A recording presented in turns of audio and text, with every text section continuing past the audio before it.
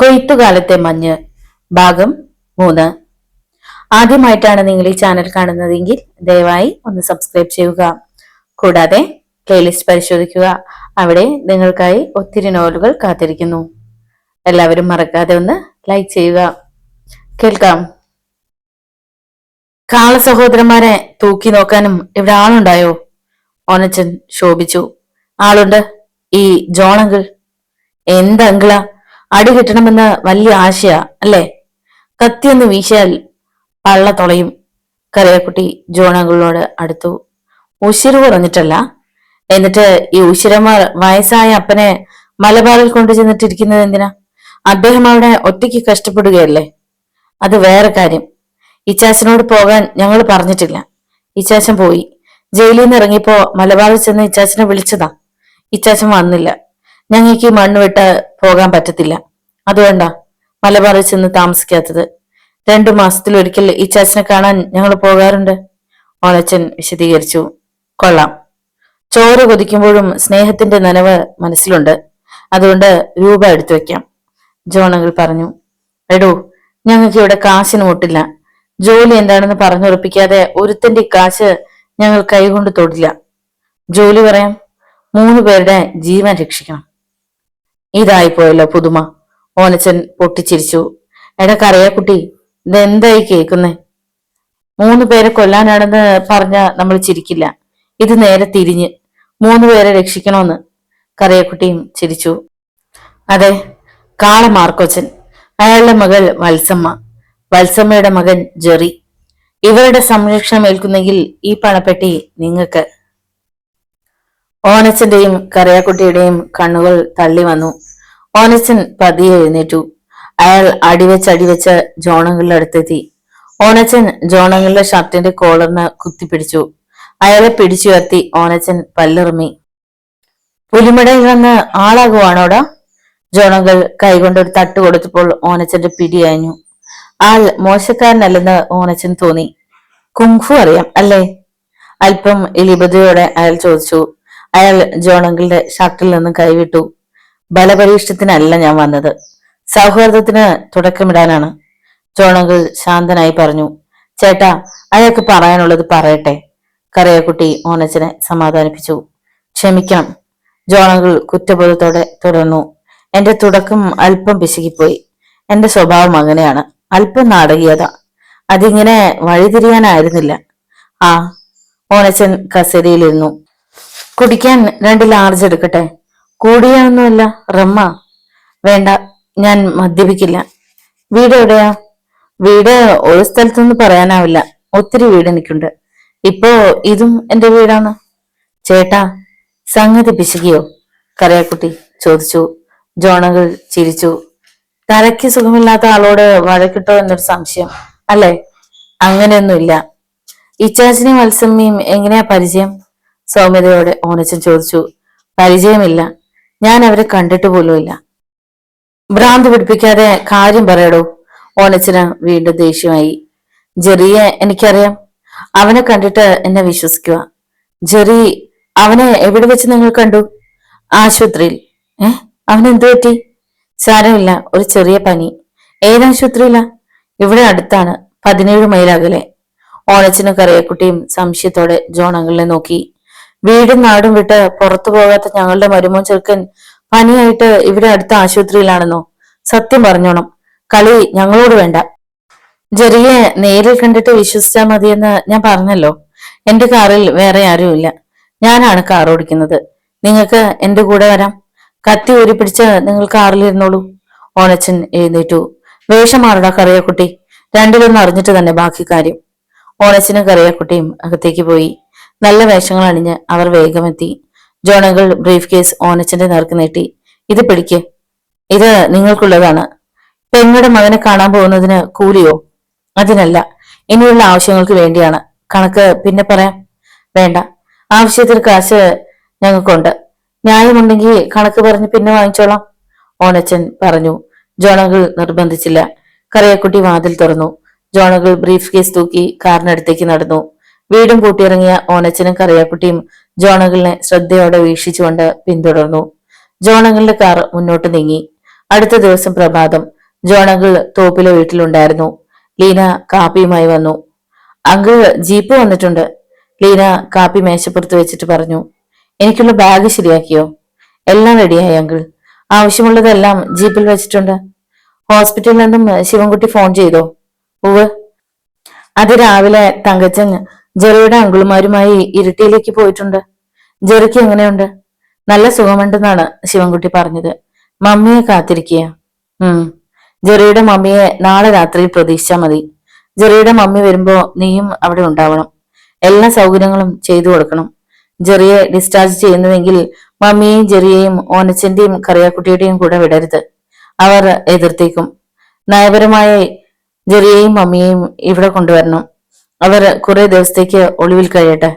അവർക്ക് ഇത് സ്വന്തം വീടായി അനുഭവപ്പെടണം. അങ്കിൾ പറഞ്ഞതുപോലെ ആ കുറിപ്പ് ഞാൻ തയ്യാറാക്കി വെച്ചിട്ടുണ്ട്. നല്ലത്. അത് ഇന്ന് തന്നെ പോസ്റ്റ് ചെയ്യണം. അതിങ്ങ് കൊണ്ടുവന്നേ, ഞാനൊന്ന് വായിക്കട്ടെ. ലീന മുറിയിൽ നിന്നിറങ്ങി. ജോണങ്കിൾ കാപ്പി കുടിച്ചു. ലീന മേൽവിലാസം എഴുതിയ ഒരു കവറുമായി വന്നു. അതിനുള്ളിൽ നിന്ന് ഒരു കടലാസ് എടുത്ത് ജോണങ്കിളിന് കൊടുത്തിട്ട് അവൾ അടുത്തുള്ള കസേരയിലിരുന്നു. ജോണങ്കിൾ വായിച്ചു തീർത്തിട്ട് കടലാസ് മടക്കി ലീനയെ ഏൽപ്പിച്ചു. മതി അല്ലേ മോളെ? പൂത്തിന്റെ ചെവിയിൽ വേദം ഓതുന്നത് പോലെയാ. എന്തുമാകട്ടെ, പരിശ്രമം ആരംഭിച്ചിട്ടല്ലേ ഉള്ളൂ. ഇതൊരു തുടക്കം. ജോണങ്കിൾ എഴുന്നേറ്റു. അങ്കിൾ ഉടനെ പോകുന്നു. ലീനയും എഴുന്നേറ്റു. ദുർഘടം പിടിച്ച വഴിക്കാണ്. യാത്ര വൈകുന്നില്ല. കൂട്ടിന് ആരുമില്ലാതെ അവിടെ എത്തിയാൽ ഒത്തിരി കൂട്ടുണ്ട്. അതിന്റെ സുഖം കിട്ടണമെങ്കിൽ ഏകനായി പോകണം. അപ്പോ ഞങ്ങളാരും മനസ്സിലുണ്ടാവില്ല അല്ലേ? അതെ, ഞാൻ എല്ലാം മറക്കും. അതൊരു പ്രത്യേക ലോകമാണ്. അവിടം കാണാൻ എനിക്ക് കൊതിയാകുന്നു. ഒരിക്കൽ നിന്നെ ഞാനവിടെ കൊണ്ടുപോകും. ജോണങ്കിളിനെ യാത്രയാക്കാൻ ലീന കൂടെ ചെന്നു. 3 മണിക്കൂർ നേരത്തെ യാത്രയ്ക്ക് ശേഷം വനമധ്യത്തിലൂടെയുള്ള റോഡിലേക്ക് ജോണങ്കിൾ ജീപ്പ് തിരിച്ചുവിട്ടു. കിലോമീറ്ററുകൾ കൊടുങ്കാട്ടിലൂടെ കടന്നുപോയി. ജീപ്പ് ഇടുങ്ങിയ മറ്റൊരു ഇടവഴിയിലേക്ക് തിരിഞ്ഞു. ജീപ്പുകൾക്ക് മാത്രം പോകാൻ കഴിയുന്ന വഴി. നല്ല തണുപ്പുണ്ട്. വൻമരങ്ങളുടെ ഇലച്ചില്ലുകൾക്കിടയിലൂടെ സൂര്യപ്രകാശം വല്ലപ്പോഴുമാണ് എത്തി നോക്കുന്നത്. വെള്ളം ഒഴുകുന്ന ശബ്ദം കേട്ടപ്പോൾ ജോണങ്കിളിന് ആവേശമായി. അയാളുടെ ചുണ്ടിൽ നിന്നും മൂളിപ്പാട്ട് ഉതിർന്നു വീണു. കുതിച്ചൊഴുകുന്ന പുഴ. വഴി ചെന്ന് നിന്നത് പുഴക്കരയിലാണ്. മുള കൊണ്ട് തീർത്ത ചങ്ങാടം കെട്ടിയിട്ടിരിക്കുന്നു. ജോണങ്കിൾ അത്യാഹ്ലാദത്തോടെ ജീപ്പിൽ നിന്നും ചാടിയിറങ്ങി. പുഴയ്ക്കക്കരെയുള്ള മലനിരകളെ നോക്കി അയാൾ കൈകൾ ഉയർത്തി വീശി. ഹോയ്, മോനായി വന്നേ! ജോണങ്കിൾ വിളിച്ചു കൂവി. ആ ശബ്ദം മലനിരകളിൽ പ്രതിധ്വനിച്ചു. ജോണങ്കിൾ കാതോർത്തു നിന്നു. പുഴയ്ക്കപ്പുറത്തെ മലനിരകളിൽ കണ്ണുകൾ മേഞ്ഞു നടന്നു. ഹോയ്, മോനായി വന്നേ! തന്റെ ശബ്ദത്തിന്റെ പ്രതിധ്വനി ജോണങ്കിൾ കേട്ടു. ഹോയ്, മോനായി വന്നേ! പ്രതിധ്വനിയുടെ പിന്തുടർച്ച എന്നപോണം വീണ്ടും വീണ്ടും ശബ്ദങ്ങൾ. അത് കേട്ട് ജോണങ്കിൾ ആഹ്ലാദം കൊണ്ട് തുള്ളിപ്പോയി. മോനായി, മോനായി! മലകൾക്കപ്പുറത്തു നിന്ന് ആരവത്തിന്റെ നേർത്ത സ്വരം. ജോണങ്കിൾ കാത്തു നിന്നു. വെറും സാധാരണക്കാരായ കുറെ ആളുകൾ ധൃതിയിൽ മലയിറങ്ങി വരുന്നുണ്ടായിരുന്നു. സ്ത്രീകളും പുരുഷന്മാരും കുട്ടികളും ആ കൂട്ടത്തിലുണ്ട്. അവർ പുഴയുടെ മറുകരയിലെത്തി. മോനായി, എന്താ നോക്കി നിൽക്കുന്നേ? കേറിക്കേ. ചങ്ങാടത്തിൽ കയറാതെ നോക്കി നിൽക്കുന്നത് എന്താ? കൂട്ടത്തിൽ പ്രായം കൂടിയ സ്ത്രീ വിളിച്ചു ചോദിച്ചു. ജോണങ്കിൾ ചങ്ങാടം ഒന്നുകൂടി വലിച്ചടിപ്പിച്ചിട്ട് അതിൽ കയറി. ചങ്ങാടത്തിൽ നിന്നും മറുകരയിലേക്ക് കെട്ടിയിരുന്ന കയറിൽ ആഹ്ലാദകരത്തോടെ എല്ലാവരും ചേർന്ന് പിടിച്ചു വലിച്ചു. ജയ് ജയ് മോനായി! കുട്ടികൾ ആർത്തു വിളിച്ചു. മുതിർന്നവർ ഉറക്കെ ചിരിച്ചു. ചങ്ങാടം കരയോടടുത്തു. ജോണങ്കിൾ കരയിലേക്ക് കാലെടുത്ത് വെക്കും മുമ്പേ കുറെ പേർ അയാളെ പൊക്കിയെടുത്തു. ജോണങ്കിൾ ഇളകി ചിരിച്ചു. നിർത്ത് നിർത്ത്, ഞാൻ എന്റെ മണ്ണിലൊന്ന് ചവിട്ടിക്കോട്ടെ.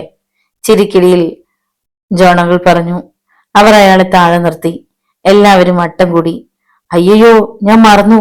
ജീപ്പിൽ എന്റെ ബാഗും പെട്ടിയും നിങ്ങൾക്കുള്ള സമ്മാനങ്ങളും എല്ലാം ഇരിക്കുന്നു. ഒന്നും എടുക്കാതെ ഞാൻ ഇങ്ങ് പോന്നു. ഞങ്ങളും അത് മറന്നു. എല്ലാം ഇപ്പോഴിങ്ങെത്തും. ഒരാൾ ചങ്ങാടത്തിൽ കയറി. വേറെ 3 പേർ കൂടി അതിൽ ചാടിക്കയറി. ഞങ്ങളും കൂടി. ഒരു ബാലൻ അനുവാദം ചോദിച്ചു. എന്തിനാ? ജീപ്പൊന്ന് കാണാനാ. അതിലൊന്ന് കയറണം. ഇപ്പം വേണ്ട മോനായി, ഇന്ന് പോകുന്നില്ല. സൗകര്യമായിട്ട് പിന്നെ ജീപ്പ് വേണം. ചങ്ങാടം നീങ്ങി. സാധനങ്ങളുമായി അവര് വന്നോളും, നമുക്ക് നടക്കാം. വൃദ്ധ സ്ത്രീ ജോണങ്കിളിനെ കെട്ടിപ്പിടിച്ച് മുന്നോട്ട് നീങ്ങി. ഒരു ജാഥയായി അവർ യാത്ര ആരംഭിച്ചു. മുന്നിൽ കുട്ടികൾ. മോനായിക്ക് അവർ ജീവി വിളിച്ചു. അപ്പച്ചൻ കാത്തിരുന്ന് മടുത്തോ? ജോണകൾ ചോദിച്ചു. പിന്നില്ലേ, കാലത്ത് മുതൽ വഴിക്കണ്ണുമായിട്ട് നോക്കിയിരിക്കുക.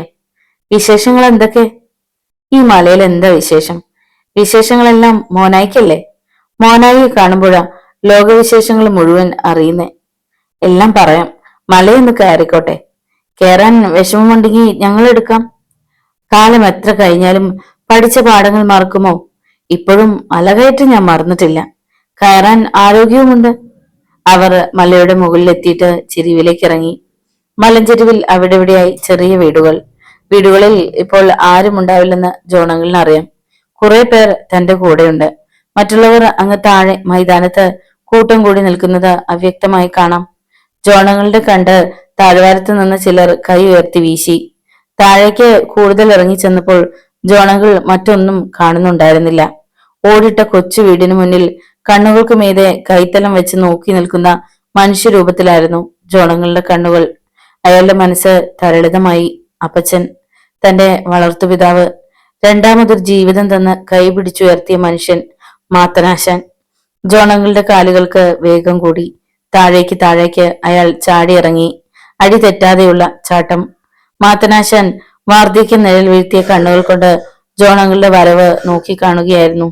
പല്ലു കഴിഞ്ഞ മോണ കാട്ടി അയാൾ ഉറക്കെ ചിരിച്ചു. നിലത്തുറപ്പിച്ചു നിർത്തിയ ഊന്നുവടി വലിച്ചു. മോനായി വന്നതാ, മോനായി! ദൈവമേ! മാത്തനാശൻ ആഹ്ലാദം അടക്കാൻ കഴിയാതെ നെഞ്ചത്തടിച്ചു. എന്റെ മോനായി! അയാൾ വിറച്ച് വിറച്ച് മുന്നോട്ട് കുതിച്ചു. നിമിഷങ്ങൾക്കുള്ളിൽ മാത്തനാശൻ ജോണങ്ങളുടെ കൈകൾക്കുള്ളിലായി. ഗാഢാശ്ലേഷം. മാത്തനാശാനും ജോണങ്ങളും എല്ലാം മറക്കുകയായിരുന്നു. ചുറ്റും കൂടി നിന്നവരുടെ കണ്ണുകൾ നനഞ്ഞു. ചില മാതാപിതാക്കളും മക്കളും കുറ്റബോധത്താൽ തല കുനിച്ചു. ഇത്തിരി സ്നേഹമെങ്കിലും തങ്ങളുടെ മാതാപിതാക്കൾക്ക് മക്കൾക്ക് പകർന്നു കൊടുക്കാൻ കഴിഞ്ഞില്ലെന്ന ചിന്ത അവരുടെ ഹൃദയങ്ങളിൽ നീറിപ്പടർന്നു. വർഷം തോറും തങ്ങളുടെ മുന്നിൽ തെളിയുന്ന ഈ ഗാഢാശ്ലേഷം കണ്ട് കുറെ നാൾ മനസ്സിന് മാറ്റമുണ്ടാവും. വീണ്ടും പഴയ നിലയിലാവും. ആലിംഗനത്തിൽ നിന്നും മോചിതനായ മാത്തനാശൻ ജോണകളുടെ തലയിലും മുഖത്തും കൈകളിലുമെല്ലാം നിർവചിക്കാനാവാത്ത ആവേശത്തോടെയും ആനന്ദത്തോടെയും തലോടി. തലയിൽ കറുപ്പടിച്ചോടാ? മാത്തനാശൻ ചോദിച്ചു. ഇല്ലപ്പച്ച, നര അകന്നകന്ന് നിൽക്കുന്നത് കൊണ്ടാണ്. ജോണങ്ങൾ ചിരിച്ചു. നീ വന്നേ. മാത്തനാശാൻ ജോണങ്ങളുടെ ചുമലിൽ പിടിച്ചു നടന്നു. ഊന്നുവടി അയാൾ ഉപയോഗിച്ചില്ല. ഒരു മുറിയും അടുക്കളയും വരാന്തയും മാത്രമുള്ള വീട്. മണ്ണിഷ്ടിക കൊണ്ടുള്ള ഭിത്തി. ആ പ്രദേശത്ത് മിക്ക വീടുകൾക്കും അതേ ആകൃതിയാണ്. മാത്തനാശാനും ജോണങ്ങളും വീട്ടിൽ കയറി. നീ ഇവിടെ ഇരിക്കേ. മാത്തനാശാൻ ജോണങ്ങളിനെ തന്റെ കയറ്റുകട്ടിലിൽ പിടിച്ചിരുത്തിയിട്ട് കൂടെ ഇരുന്നു. ഇത്തവണ അപ്പച്ചനെ ഞാൻ കൂടെ കൊണ്ടുപോകും, ജോണങ്കിൾ പറഞ്ഞു. ആ മോഹം മാത്രം നടക്കത്തില്ല മോനായി. ഏറിയ ഇനി എനിക്ക് എത്ര നാൾ ഇവിടെ തന്നെയാ എന്റെ അന്ത്യം. ഞാൻ എങ്ങോട്ടും വരുന്നില്ല. അതെന്റെ ഒരു വാശിയാ. അപ്പച്ചന് ഇവിടെ ഇങ്ങനെ കഴിയുമ്പോ എനിക്കെന്താ മനസ്സുഖം. അതോർത്ത് നീ വിഷമിക്കരുത്. എനിക്ക് വലിയ സന്തോഷ. എനിക്കിവിടെ നല്ല സുഖ. ഇവിടുന്ന് പോയാലേ മനസ്സിന് സ്വസ്ഥത ഇല്ലാണ്ടാവൂ. എന്റെ പ്രയത്നം പൂർണ്ണതയിലെത്തിയെന്നോർത്ത് ഞാൻ ഇവിടെ ഇരുന്ന് സന്തോഷിക്കുക മോനായി. അപ്പച്ചൻ ഒറ്റയ്ക്ക് തുഴഞ്ഞു നടക്കുന്നവനാ ഞാൻ. കൂട്ടു വേണ്ടാത്ത എന്റെ ജീവിതത്തിലേക്ക് നീ വന്നു. ശരിയാ, ഇവിടം നിന്റെ ഇടത്താവളമായിരുന്നുവെന്ന് മാത്രം വിചാരിച്ചാ മതി. അല്ലെങ്കിൽ തന്നെ ഞാൻ ഇവിടെ ഒറ്റയ്ക്കാണോ മോനായി? അങ്ങനെയല്ലെന്ന് നിനക്കറിഞ്ഞൂടെ? ഈ മലയടിവാരത്തിലുള്ളവരെല്ലാം എനിക്ക് കൂട്ടുണ്ട്. സ്വന്തം അപ്പന് കഞ്ഞി കൊടുക്കാൻ മടിക്കുന്നവർക്ക് പോലും എന്റെ കാര്യത്തിൽ എന്ത് ശുഷ്കാന്തിയാണെന്നോ. എല്ലാം അപ്പച്ചന്റെ നന്മ പ്രവൃത്തികളുടെ ഫലം. ഇത് എത്രാമത്തെ വാർഷികമാണെന്ന് മോനായിക്ക് അറിയാമോ? ഞാൻ മറക്കുമോ? 48ാമത്തെ വാർഷികമല്ലേ? എത്ര ശരി. ആ, നിനക്ക് കൂടുതൽ ഇരകൾ കിട്ടുന്നുണ്ടോ? ഉണ്ട്. എത്ര എണ്ണം ഉണ്ടാവും ഇപ്പോ? എണ്ണം കൃത്യം പറയാറായിട്ടില്ല. ചാടിപ്പോകാൻ സാധ്യതയുള്ളവരുണ്ട്. കയ്യിൽ കിട്ടിയാൽ ഒന്നിനെയും വിട്ടുകളയരുത്. മൈതാനത്തിനരികിൽ അടുപ്പുകൾ എരിയുന്നത് അവർക്ക് കാണാമായിരുന്നു. ആണുങ്ങളും പെണ്ണുങ്ങളും പാചകത്തിൽ ഏർപ്പെട്ടിരിക്കുന്നു. ഇറച്ചി വെന്തതിന്റെ ഗന്ധം അവിടെ ആകെയുണ്ട്. പുതിയ താമസക്കാർ എത്രയുണ്ട് അപ്പച്ച? പുതുതായിട്ട് 3 വീട്ടുകാർ വന്നു. അപ്പോ 3 കൂട്ടർ സ്ഥലം വിറ്റുപോയി. അവർ പുതിയ മേച്ചിൽപ്പുറം അന്വേഷിച്ച് യാത്രയായി. ജോണങ്കിൾ ജീപ്പിൽ കൊണ്ടുവന്ന സാധനങ്ങളുമായി വന്നവർ അവ വരാന്തയിൽ വെച്ചു. സണ്ണി, കെട്ടുകൾ അയച്ചോളൂ. എന്റെ വക സമ്മാനങ്ങളാ. സാരിയും മുണ്ടും ചോക്ലേറ്റും എല്ലാം ഉണ്ട്, ജോണങ്കിൾ പറഞ്ഞു. എന്തിനാ മോനായി എല്ലാ കൊല്ലവും ഇതെല്ലാം കൊണ്ടുവരുന്നത്? എല്ലാം ദൈവം തരുന്നതല്ലേ. അന്ന് ദൈവം എന്നെ ജീവിക്കാൻ അനുവദിച്ചത് കൊണ്ടല്ലേ എനിക്കിത് സാധിക്കുന്നത്. എന്റെ രക്ഷയ്ക്കായി അപ്പച്ചനെ ദൈവം നിയോഗിച്ചിരുന്നില്ലെങ്കിലോ? കർത്താവിന്റെ കൃപ. ആ മോനായി, ഒരു നല്ല വാർത്തയുണ്ട്. കനകമലയുടെ അടിവാരത്തിൽ ഒരു ചെറിയ പള്ളി ഉണ്ടായി. ഇപ്പോ ഞായറാഴ്ച തോറും കുർബാനയുണ്ട്. ഓ, അപ്പച്ചൻ പള്ളി പോകാറുണ്ടോ? പോകും. നിനക്കറിയത്തില്ലേ, നേരെ കിഴക്കോട്ട് ചെന്നാ മല കയറാതെ ജീപ്പ് റോഡിലെത്താം. നടപ്പ് കൂടുതലുണ്ടെങ്കിലും കയറ്റമില്ലാത്തതുകൊണ്ടേ അതുവഴിക്കാ ഞാൻ പള്ളി പോകുന്നത്. നമ്മുടെ വാർഷികത്തെക്കുറിച്ച് ഞാൻ അച്ഛനോട് പറഞ്ഞതാ, ക്ഷണിക്കുകയും ചെയ്തു. അച്ഛൻ എന്ന അത്യാവശ്യമായ എന്തോ പരിപാടിയുണ്ട്, അല്ലെങ്കിൽ വന്നേനെ. ആശാനും മോനായും അകത്തിരുന്ന് വർത്താനം പറയാതെ ഇങ്ങോട്ടൊന്ന് ഇറങ്ങി വാ, ഞങ്ങൾ മോനായി ഒന്ന് കണ്ടോട്ടെ, ദാമു എന്ന വൃദ്ധൻ വിളിച്ചു പറഞ്ഞു. ജോണങ്ങളും മാത്തനാശാനും പുറത്തിറങ്ങി. എടോ ദാമുവേ, നമ്മുടെ മോനായി പുറം ലോകത്ത് ആരാന്നറിയാമല്ലോ. മോനായി എന്ന വിളിപ്പേര് നമുക്ക് മാത്രമായിട്ടുള്ളതാ, മാത്തനാശൻ പറഞ്ഞു. അത് പിന്നെ ഓർമ്മിപ്പിക്കണോ? നമ്മുടെ മോനായി പുറം നാട്ടുകാർക്ക് ജോണങ്കിളല്ലേ, ജോണങ്കിൾ. വേണേ നമുക്കും അങ്ങനെ വിളിക്കാം. വേണ്ട, എനിക്കിവിടെ മോനായി എന്ന വിളി കേട്ടാ മതി. കുട്ടികൾ പോലും എന്നെ മറ്റൊരു പേരിൽ വിളിക്കണ്ട, ജോണങ്കിൾ നിർദ്ദേശിച്ചു. വിഭവസമൃദ്ധമായ സദ്യക്ക് സമയമായിരുന്നു. മൈതാനത്ത് ആളുകൾക്കിരിക്കാൻ പായകൾ വിരിച്ചു. ജോണങ്കിൾ കൊണ്ടുവന്ന സമ്മാനങ്ങൾ ഒരു മേശയിൽ വെച്ചു. ഓരോരുത്തരായി വന്ന് ജോണങ്കിളുടെ കയ്യിൽ നിന്നും സമ്മാനങ്ങൾ ഏറ്റുവാങ്ങി. എല്ലാം കണ്ട് സന്തോഷിച്ച മാത്തനാശാൻ കസേരയിലിരുന്നു. ആ കുടിയേറ്റ മേഖലയിൽ ഇപ്പോൾ 67 കുടുംബങ്ങളുണ്ട്. വിവിധ ജാതിയിലും മതത്തിലും പെട്ടവരാണെങ്കിലും ആർക്കും വിഭാഗീയ ചിന്തകളില്ല. ഏത് പ്രശ്നത്തിലും മാത്തനാശാന്റെ വാക്കുകൾ അന്തിമമാണ്. ആശാൻ എന്ന വിളി ബഹുമാന സൂചകമായി അവർ ഉപയോഗിക്കുന്നു. മാത്തനാശാൻ ഓർക്കുകയായിരുന്നു വില്യമച്ചന്റെ വാക്കുകൾ. നിന്റെ മനസ്സ് മാറിയാൽ നല്ലവനായി സ്വന്തം നാട്ടിൽ ജീവിക്കാൻ നീ ആഗ്രഹിക്കരുത്. നിന്റെ നാട് നിന്നെ അംഗീകരിക്കില്ല. സർവ്വ തിന്മകളും നീ വെടിഞ്ഞാലും അവർ നിന്നെ അങ്ങനെ കാണില്ല. നാട്ടുകാർക്ക് മുന്നിൽ കള്ളൻ എന്നും കള്ളനായിരിക്കും. പോലീസും നിന്നെ വെറുതെ വിടില്ല. നീ അടങ്ങി ഒതുങ്ങി കഴിഞ്ഞാലും മറ്റുള്ളവർ ചെയ്യുന്ന മോഷണങ്ങൾ നിന്റെ മേൽ ചുമത്തപ്പെടും. കട്ടാനെ കണ്ടില്ലെങ്കിൽ കണ്ടവനെ പിടിക്കുക എന്നതാണ് ലോകനീതി. അതുകൊണ്ട് പരിചയക്കാരുടെ ഒന്നും കണ്ണുകൾ എത്തിപ്പെടില്ലാത്ത ഒരു ദേശം കണ്ടുപിടിക്കുക. അവിടെ അധ്വാനിച്ച് ജീവിക്കുവാൻ ഇവിടെ നിന്ന് നീ മോഷ്ടിച്ച മുതൽ ഉപകരിക്കും. അപ്പച്ച, സമ്മാനങ്ങളെല്ലാം കൊടുത്തു തീർന്നു, ഇനി എഴുന്നേക്കാം. ജോണങ്കിൾ മാത്തനാശാനെ ചിന്തയിൽ നിന്ന് നിർത്തി. സദ്യക്ക് മുമ്പ് ആശാനും മോനായും എന്തേലും പറയണം, പതിവ് തെറ്റിക്കരുത്, ദാമു ഓർമ്മപ്പെടുത്തി. പിള്ളേരുടെ കലാപരിപാടി ഉണ്ടല്ലോ, അത് മതി. അത് വൈകുന്നേരമാ. നിങ്ങൾക്ക് പറയാനുള്ളത് പിള്ളേരും കേൾക്കട്ടെ, അവരും ഇതെല്ലാം കേട്ടു വളരണം. മാത്തനാശാൻ എഴുന്നേറ്റു. പ്രിയപ്പെട്ട സഹോദരി സഹോദരന്മാരെ, മാത്തനാശാൻ സദസ്സിനെ ആകെ ഒന്ന് നോക്കിയിട്ട് തുടർന്നു. കേരളത്തിന്റെ വിവിധ ഭാഗങ്ങളിൽ നിന്നെത്തിയവർ ഒരൊറ്റ കുടുംബമായി ഇവിടെ ജീവിക്കാൻ അനുഗ്രഹം നൽകിയ സർവശക്തന് ആദ്യമായി ഞാൻ കൃതജ്ഞത അർപ്പിക്കുന്നു. ഇതിന് സാക്ഷ്യം പറയുവാൻ ഒരിക്കൽ കൂടി അനുവദിച്ച ദൈവത്തിന്റെ അളവറ്റ കൃപയ്ക്ക് മുന്നിൽ ഞാൻ ശിരസ് നമിക്കുന്നു. എനിക്ക് വയസ്സ് 92 48 വർഷം മുമ്പ് ഏറുമാടം കെട്ടി ഏകനായി ഞാനിവിടെ ജീവിതം ആരംഭിക്കുമ്പോ ദൈവം മാത്രമായിരുന്നു വഴികാട്ടിയും സഹായിയും. ദിവസങ്ങൾക്ക് ശേഷമാണ് ഏതാനും ആദിവാസി സഹോദരന്മാരെ ദൈവം എനിക്ക് കൂട്ടിന് തന്നത്. ആനകളുടെ കടന്നാക്രമണം തടയാൻ അവർ വിദ്യകൾ പറഞ്ഞു തന്നു. എനിക്കൊരു കുടിലുണ്ടാക്കാൻ അവർ സഹായിച്ചു. അങ്ങനെയാണ് ഈ മലഞ്ചെരുവിൽ ആദ്യത്തെ പാർപ്പിടമുണ്ടായത്. ഈ ചരിത്രം കേട്ട് നിങ്ങളുടെ ചെവി തഴമ്പിച്ചിട്ടുണ്ടാകും. എന്റെ വീടിരിക്കുന്ന അതേ സ്ഥാനത്ത് തന്നെയായിരുന്നു ആദ്യത്തെ കുടിൽ. ഏറുമഠത്തിൽ ഞാൻ താമസം തുടങ്ങിയ ദിവസം ഇതാണ്. ആ ദിവസം കുടിയേറ്റ വാർഷികമായി ആഘോഷിക്കുന്ന നിങ്ങളോട് എന്നും ഞാൻ കടപ്പെട്ടവനാണ്. ഇനി മോനായി പറയട്ടെ. നമസ്കാരം. മാത്തനാശാൻ ഇരുന്നു. ജോണങ്കിൾ സദസ്സിനെ വന്ദിച്ചു. നിങ്ങളുടെ മോനായി എന്നും നിങ്ങളിൽ ഒരുവൻ മാത്രമാണെന്ന് വിശ്വസിക്കുക. ഈ മണ്ണിൽ നിന്ന് ഉയർത്തെഴുന്നേറ്റ് ഞാൻ ദൈവത്തിന്റെ അത്ഭുതകരമായ കൃപ കണ്ടറിഞ്ഞതുകൊണ്ട് ജീവിതം തുടരുകയാണ്. പല സാഹചര്യങ്ങൾ കൊണ്ട് നിങ്ങളോടൊപ്പം ജീവിക്കാൻ കഴിയാത്തതിൽ മാപ്പ് അപേക്ഷിക്കുന്നു. ജോണങ്കിൾ സംസാരം നിർത്തി. വൈകുന്നേരം ഭവന സന്ദർശനത്തിന് വേണ്ടി ഇറങ്ങുമ്പോ മാത്തനാശാൻ പറഞ്ഞു, നിന്റെ കൂടെ എല്ലായിടത്തും വരണമെന്നുണ്ട്. നടക്കാൻ മേല മോനായി. വേണ്ട, അപ്പച്ചൻ വരണ്ട. എന്നാലും ഒരു സ്ഥലത്ത് അപ്പച്ചനെ എടുത്താണെങ്കിലും ഞാൻ കൊണ്ടുപോകും. വേണ്ട മോനായി, അവിടം വരെ നടക്കാൻ എനിക്ക് കഴിയും. ജോണങ്കിളിനെ കൂട്ടിക്കൊണ്ടുപോകാൻ വന്നവരോടായി മാത്തനാശൻ പറഞ്ഞു. നിങ്ങൾ ഇവിടെ നിൽക്ക്, ഞങ്ങള് പോയിട്ട് വരാം. മാത്തനാശാനും ജോണങ്കിളും താഴേക്കിറങ്ങി.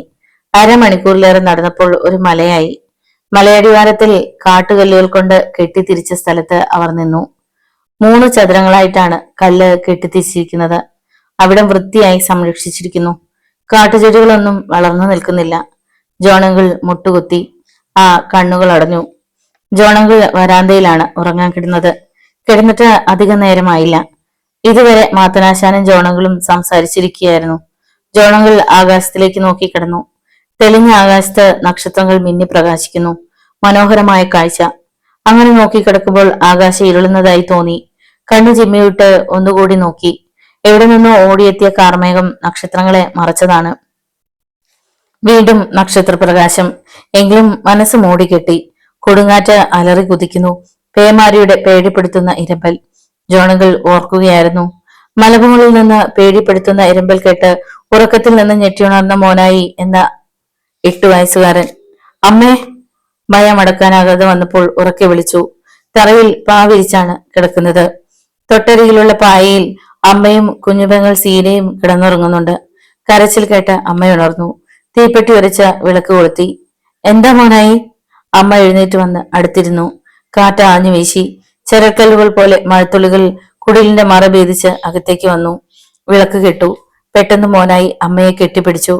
അമ്മേ, എനിക്ക് പേടിയാകുന്നമ്മേ. മഴയെ പേടിക്കുന്നത് എന്തിനാ മോനായി? തീപ്പെട്ടി തപ്പിയെടുക്കുന്നതിൽ അമ്മ ചോദിച്ചു. അമ്മ വീണ്ടും വിളക്ക് കൊളുത്തി. എന്താ ഡീലീലാമേ? അല്പം മാറി ചാക്ക് വിരിച്ചു കിടന്ന അപ്പച്ചൻ എഴുന്നേറ്റു. മോനായിക്ക് പേടിയാണെന്ന്. വാടാ മോനായി, നീ എന്റെ കൂടെ കിടന്നു. എന്നെ കെട്ടിപ്പിടിച്ച് കണ്ണടച്ച് കിടന്നു. പേടിയുണ്ടാകില്ല. ചെല്ലു മോനെ, ഒറ്റയ്ക്ക് കിടക്കണ്ട, അപ്പച്ചന്റെ കൂടെ കിടന്നു, അമ്മ പറഞ്ഞു. ദേ, മോള് കിടന്നുറങ്ങുന്നത് കണ്ടില്ലേ? അവൾക്കൊരു പേടിയുമില്ലല്ലോ. കാറ്റിന്റെയും മഴയുടെയും ഹുങ്കാരം വർദ്ധിക്കുകയായിരുന്നു. ഇത് വല്ലാത്തൊരു ഒച്ചയാണല്ലോ, എനിക്കും പേടിയാവുന്നുണ്ട് കേട്ടോ, അമ്മ പറഞ്ഞു. നീ കൊച്ചിനെ ഇനിയും പേടിപ്പിക്കാതെ ലീലാമേ. ഇത് മലയല്ലേ? നമ്മുടെ നാട് പോലാണോ? മഴയ്ക്കും കാറ്റിനും ശക്തി കൂടും. നീ പേടിക്കാതെ മൂടിപ്പതിച്ച് കിടന്നുറങ്ങ്. ഇവിടെ വന്നിട്ട് ആദ്യമായിട്ടാ ഇങ്ങനൊരു മഴയും കാറ്റും. മോനായി ചെല്ലടാ, അപ്പച്ചന്റെ കൂടെ പോയി കിടക്ക്. അമ്മ മോനായിയെ കെട്ടിപ്പിടിച്ച് ഒരു മുത്തം കൊടുത്തു. അപ്പച്ചന്റെ ശരീരത്തോട് ഒട്ടിച്ചേർന്ന് കെട്ടിപ്പിടിച്ച് മോനായി കിടക്കുമ്പോൾ അമ്മയുടെ ചോദ്യം. ഇപ്പോ പേടി മാറിയില്ലേ മോനായി? ഇനി വിളക്ക് കെടുത്തിക്കോട്ടെ? വേണ്ട, വിളക്ക് അവിടെ ഇരിക്കട്ടെടി. വിളക്ക് കെടുത്താതിരുന്നാലും കാറ്റ് കെടുത്തും, അമ്മ കിടക്കുന്നതിനിടയിൽ പറഞ്ഞു. അപ്പച്ചനെ കെട്ടിപ്പിടിച്ചു കിടന്നപ്പോൾ ഭയം മാറി. എങ്കിലും ഇടയ്ക്കിടെ ഭീകര ശബ്ദം കേട്ട് ഞെട്ടിയുണർന്നു. അങ്ങനെ ഒരു വട്ടം ഉണർന്നപ്പോൾ വിളക്ക് അണഞ്ഞിരുന്നു. വിളക്ക് അണഞ്ഞത് കാറ്റടിച്ചിട്ടാകും. പിന്നെയും കണ്ണുകൾ അടഞ്ഞു. എപ്പോഴോ കണ്ണുകൾ തുറന്നു.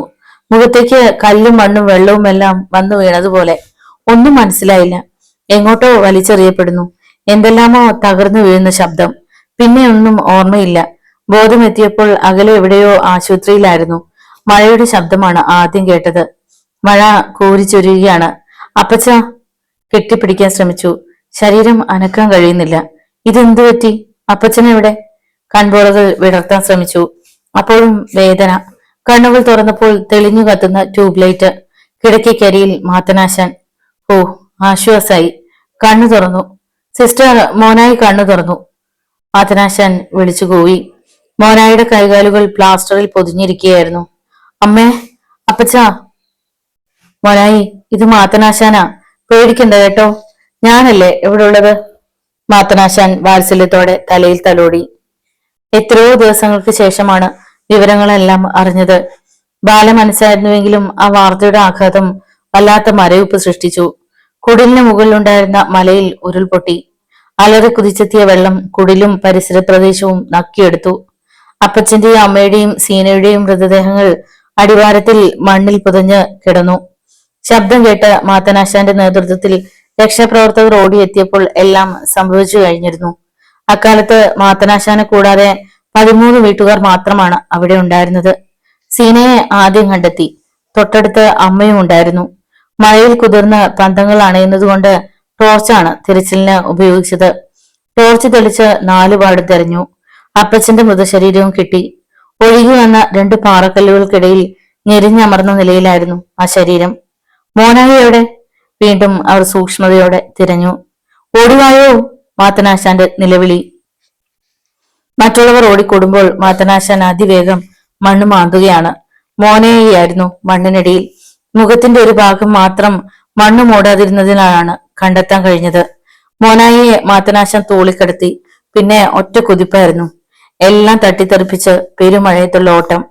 മോനായി മരിച്ചിട്ടില്ല, മോനായി മരിച്ചിട്ടില്ല. ഓട്ടത്തിനിടയിൽ മാത്തനാശാൻ വിളിച്ചു പറഞ്ഞു. രണ്ടുപേർ കൂടെ വന്നാ മതി, മറ്റുള്ളവർ ബാക്കി കാര്യം നോക്ക്. അന്ന് മാത്തനാശാൻ തന്റെ ശരീരവുമായി പുഴ നീന്തി കിടക്കുകയായിരുന്നുവെന്ന് വളരെ കാലത്തിന് ശേഷമാണ് അറിഞ്ഞത്. മറ്റുള്ളവർ ചങ്ങാടവുമായി എത്തിയപ്പോൾ മാത്തനാശാൻ കുതിച്ചൊഴുകുന്ന പുഴ മുറിച്ചു കടന്ന് അക്കരെ എത്തിയിരുന്നു. നേരെ ഫോറസ്റ്റ് ഓഫീസിലേക്കാണ് പാഞ്ഞു ചെന്നത്. വിവരങ്ങൾ പറഞ്ഞപ്പോൾ ഉദ്യോഗസ്ഥന്മാർ കരുണ കാണിച്ചു. ആശുപത്രിയിലേക്ക് പോകാൻ ജീപ്പ് വിട്ടുകൊടുത്തു. ജോണകൾ ഓർമ്മകൾക്ക് വിരാമമിട്ട് എഴുന്നേറ്റു. അകലെ ഭീമാകാരമുള്ള കറുത്ത നിഴലുകളായി മലനിരകൾ. അവയിൽ ഒന്നിലൊന്നുമാണ് ദുരന്ത പ്രവാഹമുണ്ടായത്. ജോണകൾ മുറ്റത്തുകൂടി നടന്നു. അയാൾ തണുപ്പ് അറിഞ്ഞതേയില്ല. മോനായി, എല്ലാരും പോലെ നീ എന്നെ മാത്തനാശാൻ എന്ന് വിളിച്ചു കേൾക്കുമ്പോ എനിക്കൊരു പ്രയാസം. ഒരു ദിവസം മാത്തനാശാൻ പറഞ്ഞു. ഞാൻ പിന്നെ എന്താ വിളിക്കേണ്ടത്?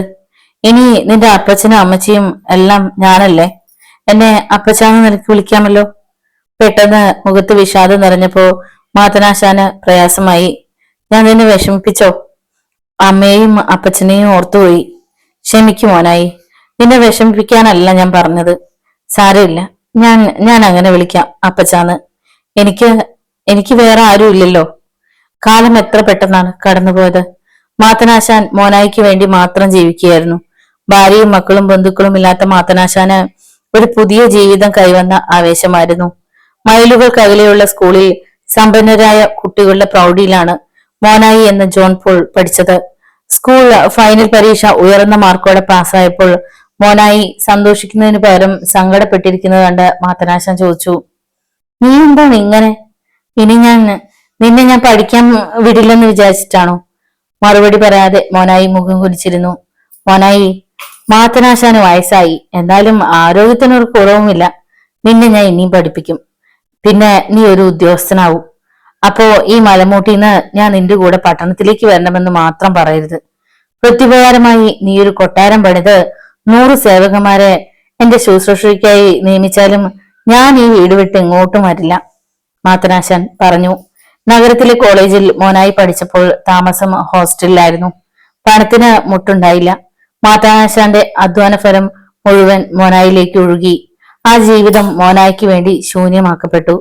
വീടിനുള്ളിൽ നിന്ന് ശബ്ദം കേട്ട് ഓർമ്മയുടെ ലോകത്തു നിന്ന് അകന്ന ജോണകൾ അകത്തേക്ക് നോക്കി. മുറിക്കുള്ളിൽ വിളക്കെരിയുന്നു. ഇരുമ്പ് സാമഗ്രികൾ കൂട്ടിമുട്ടുന്ന ശബ്ദം. അപ്പച്ച! ജോണകൾ മുറ്റത്തുനിന്ന് പതിയെ വിളിച്ചു. ചാരിക്കിടന്ന വാതിൽ തുറന്നു. നീ ഉറങ്ങാതെ തണുപ്പടിച്ച് മുറ്റത്ത് നിൽക്കുകയാണോ? മാത്തനാശാൻ ചോദിച്ചു. തണുപ്പടിച്ച ഈ ദേഹത്തിന് വല്ലതും പറ്റുമോ അപ്പച്ച? അപ്പച്ചന്റെ അധ്വാനത്തിന്റെ ചൂട് ഈ ശരീരത്തിൽ ഇപ്പോഴും ഉണ്ട്. ഉരുക്കിന്റെ ഉറപ്പായതിന്. മോനായി, നീ ഇങ്ങ് വന്നേ. ജോണങ്ങൾ അകത്തേക്ക് ചെന്നു. മുറിക്കുള്ളിൽ മണ്ണെണ്ണ വിളക്കിന്റെ പ്രകാശം ചൊരിയുന്നുണ്ട്. മുറിയുടെ മുകളിൽ വെച്ചിരുന്ന ഇരുമ്പ് പെട്ടിക്കരിയിൽ മാത്തനാശാൻ കുത്തിയിരുന്നു. ഞാൻ ഇതൊക്കെ ഒന്ന് എടുത്ത് നോക്കുകയായിരുന്നു. രാത്രിയിൽ ഉറങ്ങാതെ ചെയ്ത ജോലി കൊള്ളാം. എന്താ, അതൊക്കെ എടുത്ത് പ്രയോഗിക്കാൻ കൗതുകമുണ്ടോ? ജോണങ്ങൾ ചിരിച്ചു. പോടാ, നീ എന്നെ താത്തി കിട്ടുകയാ അല്ലേ? ഈയിടായിട്ടേ ഉറക്കം തീരെ കുറവാ.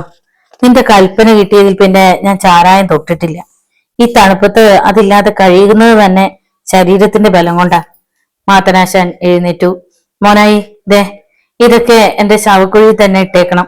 എന്റെ ജീവിത ചെയ്തികളുടെ അവശിഷ്ടങ്ങളാണ് ഇതൊക്കെ, പാപത്തിന്റെ സ്മാരകങ്ങൾ. ഇടയ്ക്കിടെ ഞാൻ ഇതൊക്കെ എടുത്തു നോക്കും. എന്തിനാണെന്നോ?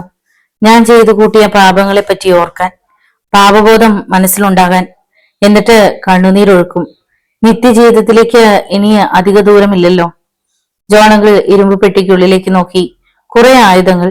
പരിചയസമ്പന്നരായ മോഷ്ടാക്കൾ ഉപയോഗിക്കുന്ന എല്ലാ തരത്തിലുമുള്ള ആയുധങ്ങളും പെട്ടിയിലുണ്ട്. ആരുടെ മാത്തൻ എന്ന തസ്കര വീരൻ മോഷണങ്ങൾക്ക് ഉപയോഗിച്ച ഉപകരണങ്ങൾ. ഞാൻ ഒരുങ്ങുക മോനായി.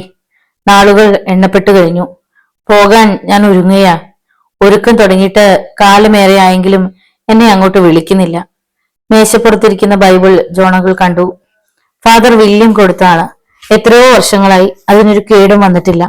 ബൈബിൾ വായിക്കാൻ മാത്തനാശൻ മുടക്കം വരുത്താറില്ല. ആ നന്മയാണ് തന്നിലേക്ക് പകർന്നതെന്ന് ജോണങ്കിൾ ഓർത്തു. ജോണങ്കിൾ വരാന്തയിൽ പോയിരുന്നു.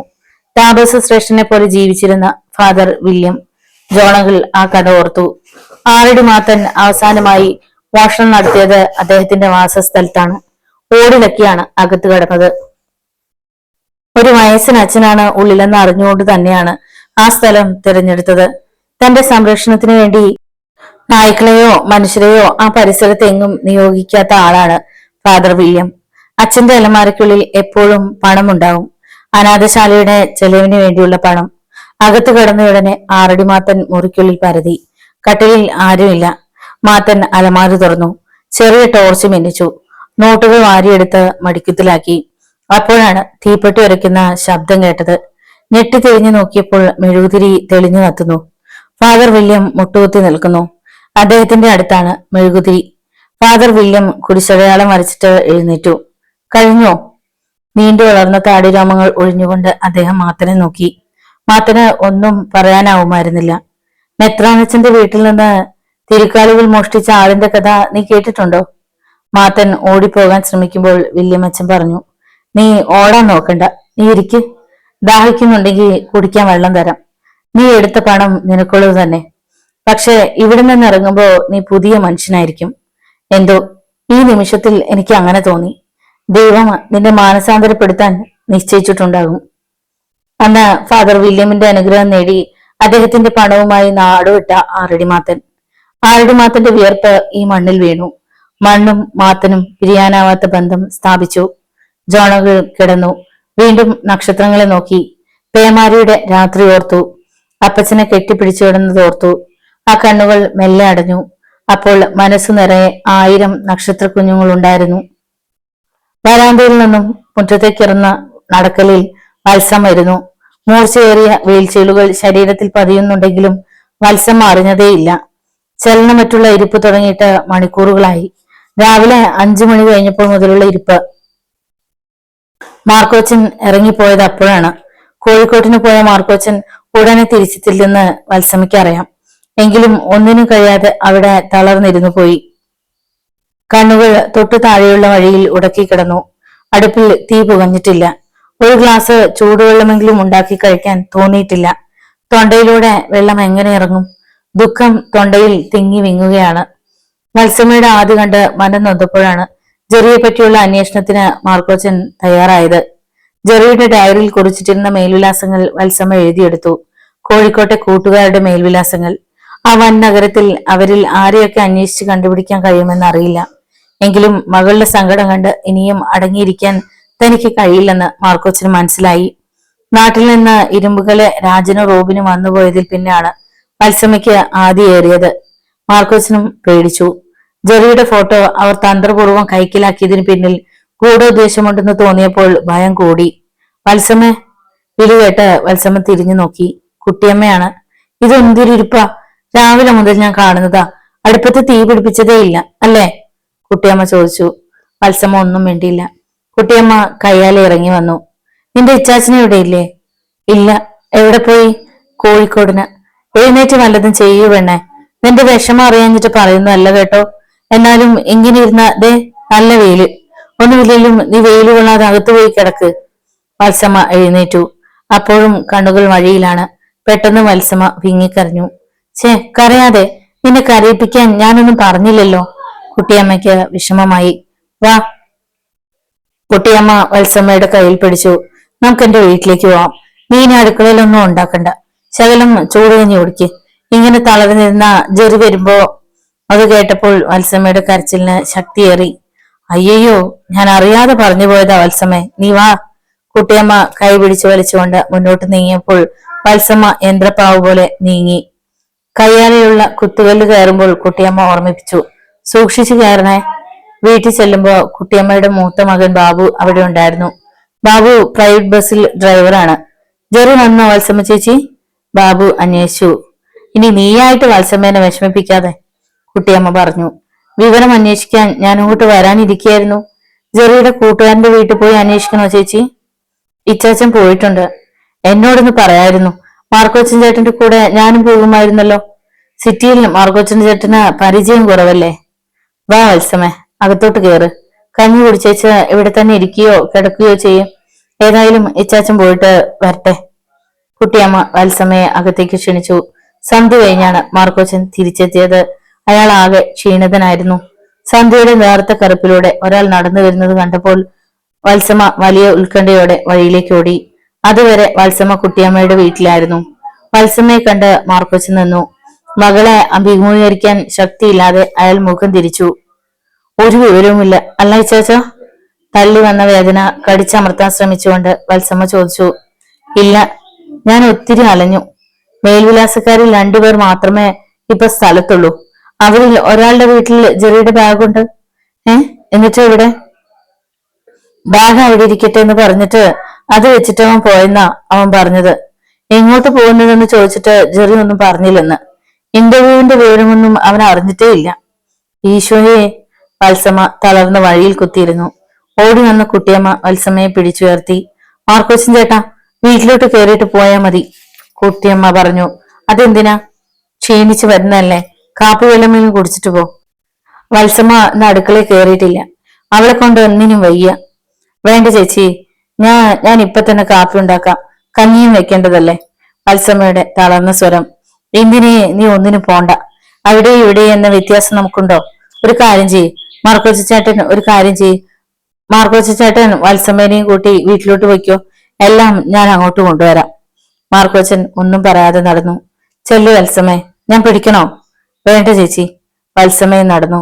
രാത്രി 10 മണി കഴിഞ്ഞാണ് മാർക്കോച്ചനും വത്സമയും വിളക്കണച്ച് ഉറങ്ങാൻ കിടന്നത്. ക്ഷീണിതനായ മാർക്കോച്ചന്റെ കണ്ണുകൾ പെട്ടെന്ന് അടഞ്ഞു. വത്സമ ഉറങ്ങാതെ കിടക്കുകയായിരുന്നു. ഞരക്കം കേട്ട് വത്സമ ഞെട്ടി എഴുന്നേറ്റ് വിളക്ക് കൊളുത്തി മാർക്കോച്ചന്റെ കട്ടിലിനടുത്തെത്തി. മാർക്കോച്ചൻ കൈകാലുകൾ ഇട്ടടിക്കുന്നു. ശ്വാസം മുട്ടിപ്പിടുകയും ഞരങ്ങുകയും ചെയ്യുന്നു. ഇച്ചാച്ച! വത്സമ ഭയത്തോടെ വിളിച്ചു. അതേ നിമിഷത്തിൽ മാർക്കോച്ചൻ ചേട്ടൻ കണ്ണുകൾ തുറന്നു. അയാൾ ആശ്വാസത്തോടെ ദീർഘമായി ശ്വസിച്ചു. ശരീരം സാധാരണ നിലയിലായി. എന്താ ഇച്ചാച്ച? പകപ്പോടെ വത്സമ ചോദിച്ചു. ഞാനൊരു സ്വപ്നം കണ്ടതാ. സ്വപ്നം കണ്ട കൈയും കാലും ഇട്ട് അടിക്കുമോ? വേറെ വിഷമം വല്ലതും ശ്വാസം മുട്ടുന്നുണ്ടോ? ഒന്നുമില്ലടി, നീ വിളക്ക് എടുത്ത് ഉറങ്ങാൻ നോക്ക്. എന്ത് സ്വപ്നമാ ഇച്ചാച്ചൻ കണ്ടത്? മാർക്കോച്ചൻ എഴുന്നേറ്റിരുന്നു. അയാളുടെ കഴുത്തിലും നെറ്റിയിലും വിയർപ്പ് തുള്ളികൾ. നല്ല തണുപ്പാണ്. എന്നിട്ടും മാർക്കോച്ചൻ പുതപ്പെടുത്ത് വിയർപ്പൊപ്പി. കഴുത്തിൽ ആരോ കുത്തിപ്പിടിച്ചു. മാർക്കോച്ചൻ പേടിപ്പെടുത്തുന്ന ഓർമ്മയിൽ പതിച്ചതിന്റെ നടുക്കത്തിൽ പറഞ്ഞു. അത് സ്വപ്നമല്ലല്ലോ ഇച്ചാച്ച, സംഭവിച്ചതിന്റെ ഓർമ്മയല്ലേ? ആ സംഭവം പിന്നെയും മനസ്സിൽ തെളിഞ്ഞു അല്ലേ? അന്നത്തെ അനുഭവം തന്നെ. ആളിന്റെ മുഖം ശരിക്കും കണ്ടോ? കണ്ടു. അവന്റെ മൂക്കിൽ നിന്നുള്ള ശ്വാസം എന്റെ മുഖത്തടിച്ചപ്പോ പൊള്ളിപ്പോയി. അരികത്ത് തിരി താഴ്ത്തി വെച്ചിരുന്ന റാന്തലിന്റെ വെട്ടത്തിൽ ഞാൻ അവനെ കണ്ടു. ആളെ തിരിച്ചറിഞ്ഞില്ലെങ്കിൽ കണ്ടോടാന്ന് പറഞ്ഞ് അവൻ വിളക്കിന്റെ തിരി പൊക്കി വെച്ചു. വത്സമ നിന്ന നിൽപ്പിൽ ഒന്നാടി. ജെറിയുടെ നിലവിളി കേട്ടതുപോലെ ഒന്ന് ഞെട്ടി. ഇച്ചാച്ച, അത് അതെടി, എന്റെ അമ്മായപ്പൻ തന്നെയായിരുന്നു അത്. ഇരുമ്പുങ്കൽ ഇട്ടിയവര. ഒത്തിരി നാൾ കൂടിയിട്ട് അവനിന്ന് കിനാവിലും എന്നെ ദ്രോഹിക്കാൻ വന്നിരിക്കുന്നു. ഈശോയെ! മാർക്കോച്ചൻ കുരിശു വരച്ചു. വത്സമേ, ഈ ബീഡിയും തീപ്പെട്ടിയും എടുത്തേ. വാതിൽപ്പടിയിരുന്ന ബീഡി പാക്കറ്റും തീപ്പെട്ടിയും എടുത്തു കൊടുത്തിട്ട് വത്സമ ചോദിച്ചു. ഉറങ്ങാതിരുന്ന ആ ബീഡി മുഴുവൻ തീർക്കാനാ അല്ലേ? നീ കിടന്നോടി, ഞാൻ ഉറങ്ങിക്കോളാം. വിളക്ക് എടുത്തേക്ക്. വത്സമ പിന്നെ ഒന്നും മിണ്ടാതെ വിളക്കണച്ചു. ഇരുട്ടിൽ ബീഡിക്കുറ്റി മിന്നി തെളിയുന്നത് കണ്ടുകൊണ്ട് വത്സമ കിടന്നു. ഇരുമ്പുങ്കിൽ ഇട്ടിയരവയുടെ ശബ്ദം കാതുകളിൽ ഭീകരനാദമായി ആർത്തലച്ചപ്പോൾ മാർക്കോച്ചൻ തെരുതെരെ പുകയൂതി വിട്ടു. എടാ കാളാ മാർക്കോച്ചാ, ഇത് ഞാനാ, ഇരുമ്പുകൾ ഇട്ടിയവര, നിന്റെ ജീവൻ ദേ എന്റെ കൈപ്പിടിയില. ഒന്നുകൂടി അമർത്തി ഞെക്കിയാൽ കിടി, നിന്റെ കഥ കഴിഞ്ഞു. എന്നാലും ഇപ്പൊ ഞാനത് ചെയ്യുന്നില്ല. ഇനി ഒരിക്കലും കാശ് ചോദിച്ചോണ്ട് നീ എന്റെ വീട്ടുമുറ്റത്ത് കയറരുത്. ഇരുമ്പുകൾ ഇട്ടിയവരെ ചോദ്യം ചെയ്യുന്ന ഒരുത്തന് ജീവിച്ചിരിക്കാൻ ഇട്ടിയവരാ സമ്മതിക്കാറില്ല. നിനക്ക് മാത്രമായിട്ടാ ഈ സൗജന്യം, ഓർത്തോണം. ഭീകരമായ രാത്രിയായിരുന്നു അത്. നേരത്തെ മഴ പെയ്തൊടുങ്ങുന്നതേയുള്ളൂ. മഴയെ കുളിച്ചാണ് കാളകളെയും കൊണ്ടുവന്നത്. കാളകളെയും കൊണ്ട് തമിഴ്നാട്ടിലെ കമ്പത്തു നിന്നും കുമളി വഴിക്കുള്ള നീണ്ട യാത്ര. കാളകളെ തന്റെ പുരയിടത്തിൽ കിട്ടുമ്പോൾ ഓനച്ചനും കറിയാക്കുട്ടിയും സഹായിക്കാൻ ഓടിയെത്തി. അവർക്കന്ന് 15 വയസ്സിൽ താഴെ പ്രായമേ ഉള്ളൂ. വത്സമയ്ക്ക് 9 വയസ്സ്. കർത്താവെ, തിരിച്ചെത്തിയപ്പോഴാ സമാധാനായത്. ഭക്ഷണം കഴിക്കുമ്പോ അടുത്തു നിന്ന ഭാര്യ പറഞ്ഞു, എടി, കാളക്കച്ചവടക്കാർക്ക് ഭയമില്ല, അവിടെ പെമ്പർനോത്തിമാർക്കും അതുണ്ടാകരുത്. കമ്പത്തുള്ള തമിഴന്മാർ ആളെ കൊന്ന് കാശ് തട്ടിയെടുത്തെന്നൊക്കെ കേട്ടതുകൊണ്ടായിരുന്നു ഇതുവരെ എനിക്ക് പേടി. ഇപ്പോഴതുമില്ല. നാട്ടിൽ തന്നെ ശത്രുവായില്ലേ. അതും ചോര നീരാക്കി ഉണ്ടാക്കിയ മുതൽ കൈവശപ്പെടുത്തിയിട്ട് ഈ ചെറ്റപ്പെരേന്ന് അടുത്ത കൊല്ലത്തിലേലും ഓടിട്ട പെരയിലേക്ക് മാറാമെന്ന് ആശിച്ചതാ. കർത്താവ് കനിഞ്ഞില്ല. ഒക്കെ ഉണ്ടാവുമടി കർത്തറിനെ. പോയത് പോട്ടെ, അവൻ അനുഭവിച്ചോളൂ. 10,000 രൂപ വളരെ കഷ്ടപ്പെട്ടാണ് സമ്പാദിച്ചത്. ഇന്നത്തെ 10 ലക്ഷം രൂപ 50,000-ന് വിലമതിക്കും.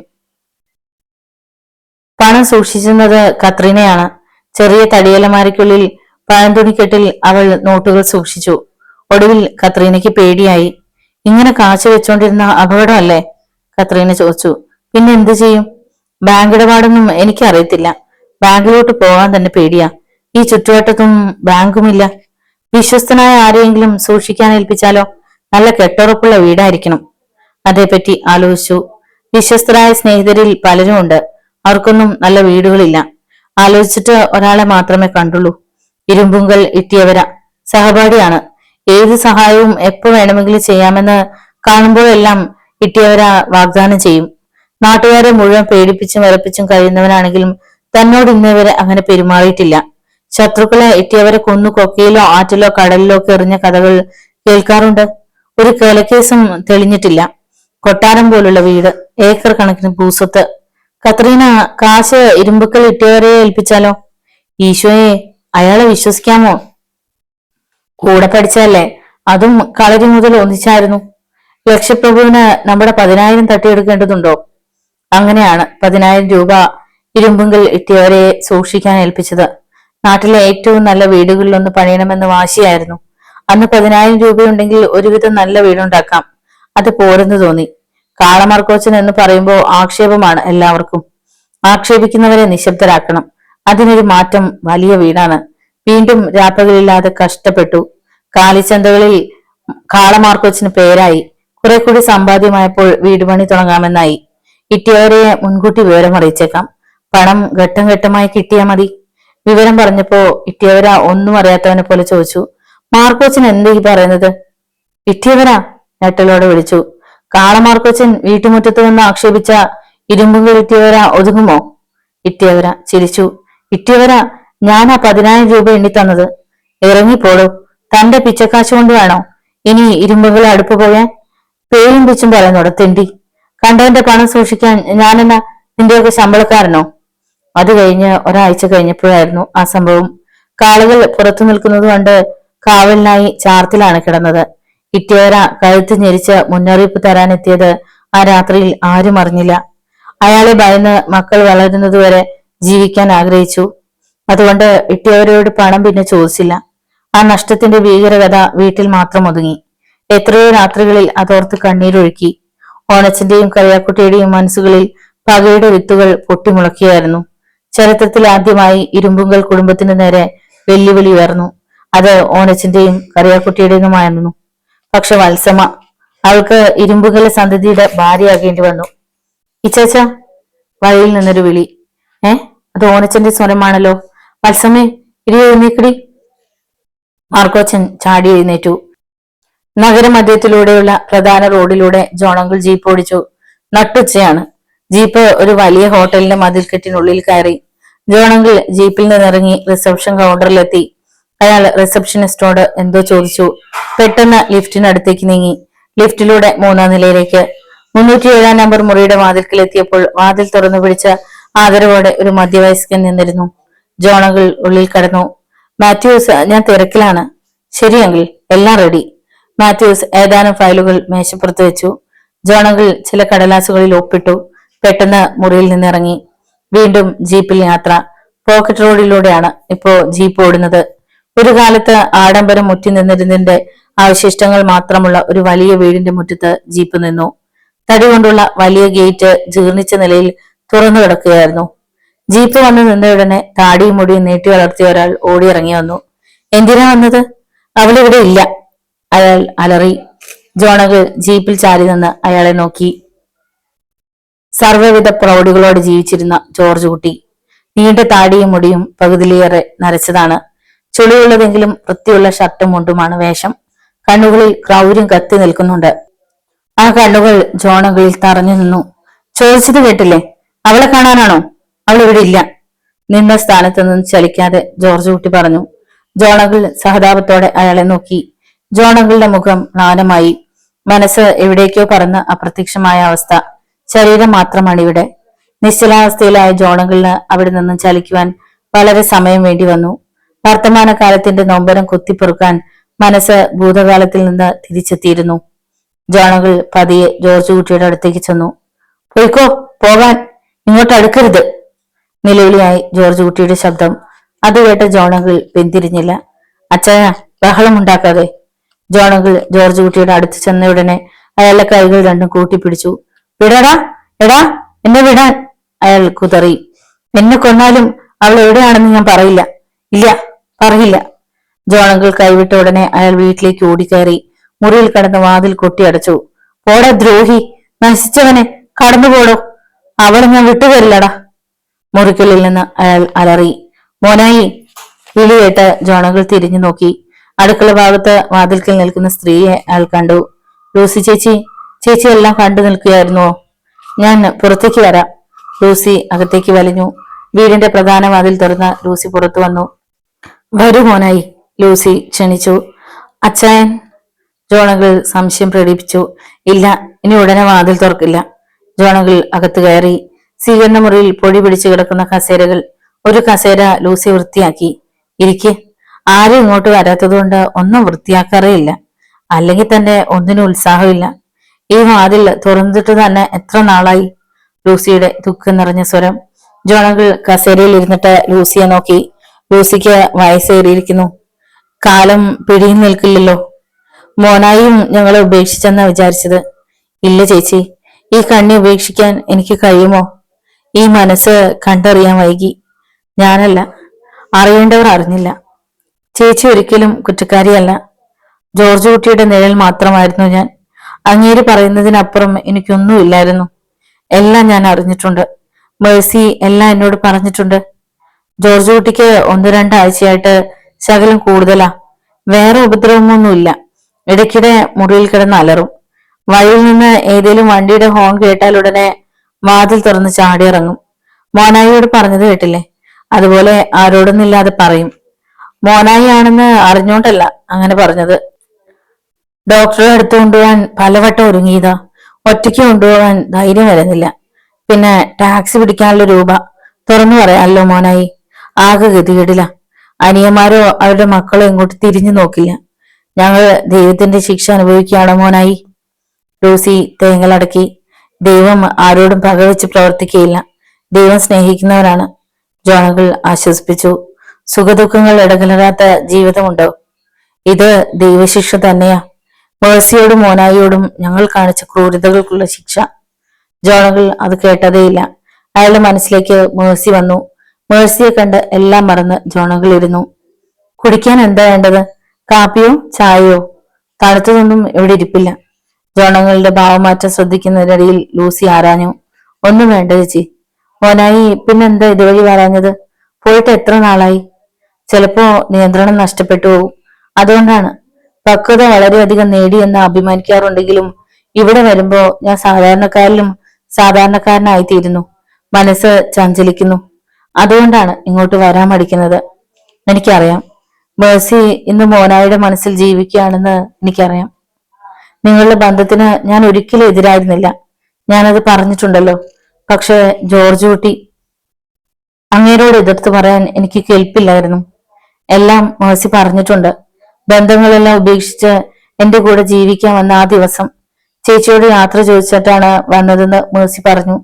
അവളുടെ ആഭരണങ്ങളെല്ലാം ആരും കാണാതെ പൊതിഞ്ഞു കെട്ടി ചേച്ചി അവൾക്ക് കൊടുത്തതല്ലേ. അതവൾ വാങ്ങിയില്ല.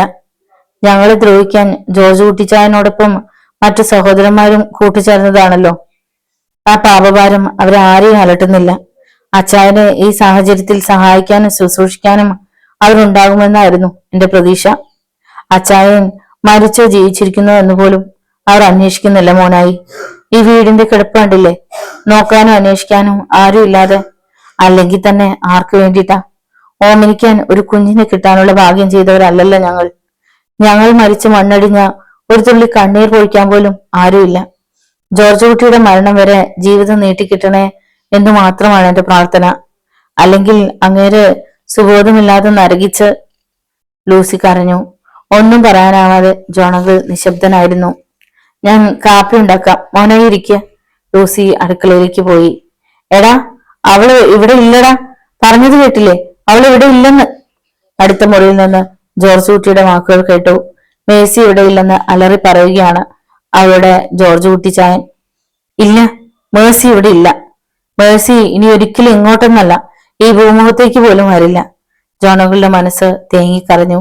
മലയടിവാരത്തിലെ പ്രിയപ്പെട്ടവർ വിളിക്കുന്ന മോനായി എന്ന പേര് പുറം ലോകത്ത് വിളിച്ചിരുന്നത് മേഴ്സി മാത്രമായിരുന്നു. പിന്നെ ഇപ്പോ ലൂസിയും. മോനായി എന്ന പേര് മേഴ്സിയാണ് ലൂസിക്ക് പറഞ്ഞു കൊടുത്തതെന്നറിയാം. ആദ്യമായി ഈ വീട്ടിൽ കടന്നു വന്ന നിമിഷങ്ങൾ ജോണങ്ങളുടെ സ്മരണയിലെത്തി. 2 വർഷങ്ങൾക്ക് മുമ്പാണ്. ഏതോ ഒരു നിമിഷത്തിൽ അങ്ങനെ തോന്നി. മേഴ്സിയുടെ വീടിന്റെ ഇന്നത്തെ അവസ്ഥ കണ്ടറിയാൻ ഒരു മോഹം. കാറിൽ ഒറ്റയ്ക്കാണ് വന്നത്.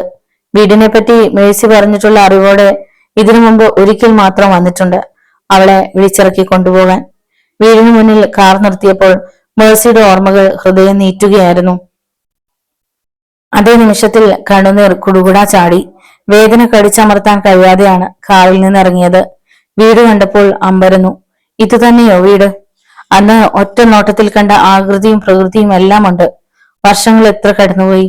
അതുകൊണ്ടാവും ഇപ്പോ വളരെയധികം മാറ്റം അനുഭവപ്പെടുന്നത്. കോളിംഗ് ബെല്ലിന്റെ സ്വിച്ച് തെരഞ്ഞു പിടിച്ച വിരലമർത്തി. മണിയച്ച കേൾക്കാനില്ല. അല്പനേരം കൂടി കാത്തു നിന്നിട്ട് വാതിലിൽ മുട്ടി. കുറെ കഴിഞ്ഞപ്പോൾ ജനൽവാതിലിന്റെ ഒരു പാളി തുറക്കപ്പെട്ടു. അവിടെ ഒരു സ്ത്രീയുടെ മുഖം പ്രത്യക്ഷമായി.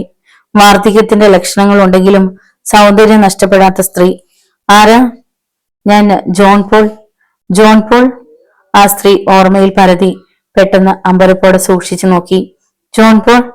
അതെ, വർഷങ്ങൾക്ക് മുമ്പ് ഞാൻ ഈ ഗേറ്റിന് പുറത്ത് വന്നു നിന്നതാണ്. അന്ന് എന്നെ കണ്ടിട്ടുണ്ടാവില്ല. എനിക്ക് ആളെ മനസ്സിലായില്ല. മേഴ്സിയുടെ മൂത്ത ചേച്ചി. അവരുടെ കണ്ണുകൾ വിളർന്നു. ലൂസി ചേച്ചി? അതെ. അത്ഭുതം അടക്കാനാവാതെ ചിലമ്പിച്ച സ്വരത്തിൽ അവർ ചോദിച്ചു. ജോൺ പോൾ മേഴ്സിയുടെ ഭർത്താവ്? ഈശോയെ! പെട്ടെന്ന് ജനൽവാതിൽ അടഞ്ഞു. അവർ ആകെ ഭയന്നു എന്ന് മനസ്സിലായി. മുറിക്കുള്ളിൽ നിന്നും ഭ്രാന്തമായ പൊട്ടിച്ചിരി. ലൂസി ചേച്ചി, എന്നെ പേടിയോ? നിങ്ങളെ പേടിപ്പെടുത്താനായിരുന്നെങ്കിൽ 22 കൊല്ലം മുമ്പ് ഞാൻ ഇങ്ങോട്ട് വരാമായിരുന്നു, ഉറക്കെ വിളിച്ചു പറഞ്ഞു.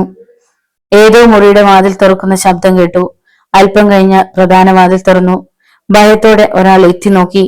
താടിയും മുടിയും വളർത്തി പ്രാകൃതനായ മനുഷ്യൻ. ഇത് തന്നെയോ ജോർജ് കുട്ടി? രക്ഷിക്കണേ, രക്ഷിക്കണേ! നിലവിളിയോടെ അയാൾ അകത്തേക്ക് തിരിഞ്ഞോടി. ജോർജ് കുട്ടി, എന്താ ഇത്?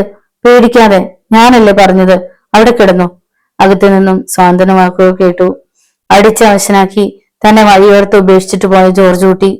അന്ന് ഇയാളുടെ 2 അനുജന്മാരും കൂട്ടിനുണ്ടായിരുന്നു. മലമൂട്ടിൽ നിന്ന് വന്ന് നഗരത്തിലെ കോളേജിൽ ആരുടെയോ ഔദാര്യം കൊണ്ട് പഠിക്കുന്ന പീറച്ചെറുക്കൻ അവരുടെ സഹോദരിയെ പ്രേമിച്ചതിനുള്ള പ്രതികാരമായിരുന്നു അത്. പിന്നെ എന്തെല്ലാം സംഭവ വികാസങ്ങൾ. മോനായി എന്ന ജോൺ പോൾ ജോണങ്ങളായതിനു ശേഷവും ആ വീട്ടിലേക്ക് ചെല്ലാൻ തോന്നിയില്ല. വർഷങ്ങൾക്ക് ശേഷമാണ് അങ്ങനെ ഒരു ചിന്ത ഉണർന്നത്. മേഴ്സിയുടെ വേർപാടിന്റെ ആഘാതം ആ വീടിനെ ഗ്രസിച്ചു. 2 വർഷങ്ങൾക്ക് മുമ്പ് ഈ മുറ്റത്ത് നിന്നപ്പോൾ സന്തോഷം നിഴലിച്ചിരുന്നുവോ? പ്രതികാരത്തിന്റെ അംശം മനസ്സിലുണ്ടായിരുന്നുവോ? അന്നാണ് ലൂസി ആദ്യമായി മോനായി എന്ന പേര് ചൊല്ലി വിളിച്ചത്. വാതിൽ തുറന്ന് ലൂസി വിളിക്കുകയായിരുന്നു. വരൂ മോനായി, അകത്തിരിക്കാം. ജോർജ് കുട്ടിക്ക് സുഖമില്ല. വർഷങ്ങളായി ചികിത്സകൾ പലതും ചെയ്തു. എന്നിട്ടും അകത്തേക്ക് പതിയെ കയറി. ഹൃദയം നുറുങ്ങിപ്പിടയുന്ന വേദനയുണ്ടായിരുന്നു. ഇത് മേഴ്സിയുടെ വീടാണ്. അവളെ തിരസ്കരിച്ച വീടാണ്. അവളെ നശിപ്പിച്ച വീടാണ്. നോവലിന്റെ തുടർന്നുള്ള ഭാഗങ്ങൾ കേൾക്കുന്നതിനായി ഈ ചാനലിനെ സബ്സ്ക്രൈബ് ചെയ്യുക. നിങ്ങളുടെ വിലയേറിയ അഭിപ്രായങ്ങളും നിർദ്ദേശങ്ങളും കമന്റ് ബോക്സിൽ രേഖപ്പെടുത്തുക. വീഡിയോ ഇഷ്ടമായാൽ ഒന്ന് ലൈക്ക് ചെയ്ത് ഹൈപ്പ് ചെയ്ത് മറ്റു സുഹൃത്തുക്കൾ കൂടി ഷെയർ ചെയ്ത് നൽകുക. വീണ്ടും കാണാം. നന്ദി.